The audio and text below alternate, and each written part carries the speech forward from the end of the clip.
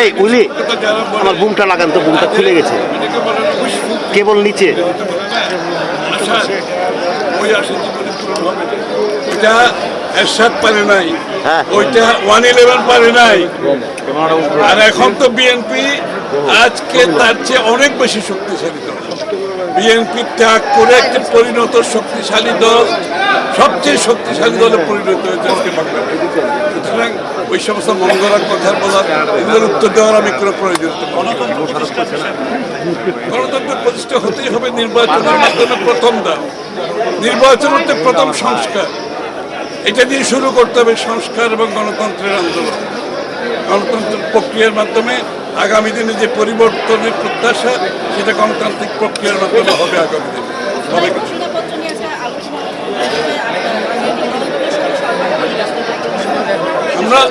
আমরা করবো সরকারের সাথে, সরকারও আমাদের সাথে আলোচনা করবে। এটা তো আন্দোলন তো আমরা করেছি,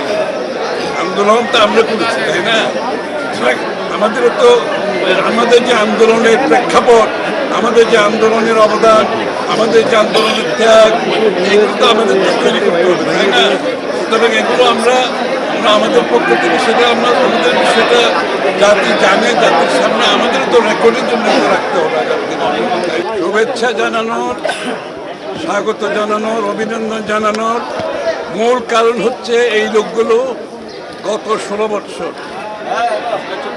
যুক্তরাষ্ট্রে থেকে ফ্যাসিস্ট বিরোধী, স্বৈরাচার বিরোধী আন্দোলনে সোচ্চার ছিল।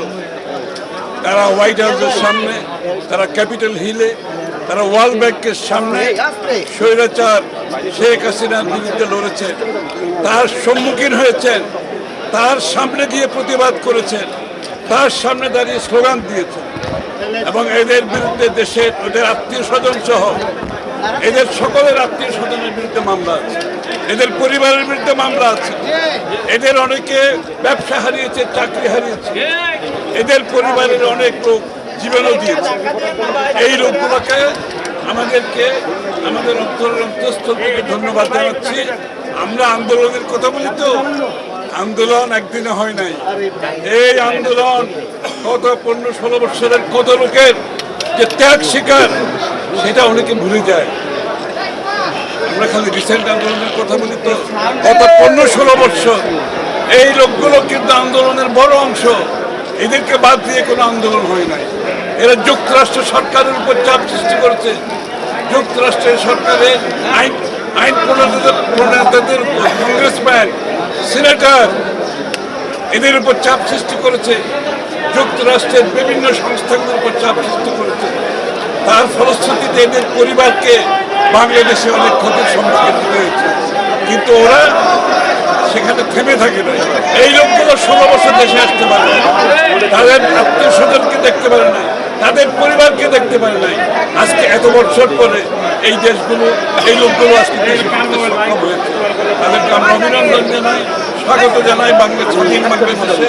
তাদেরকে তাদের অবদানের জন্য আমরা চিরদিন শেখ হাসিনার পতনের পেছনে তাদের যে অবদান, সেটাকে আমরা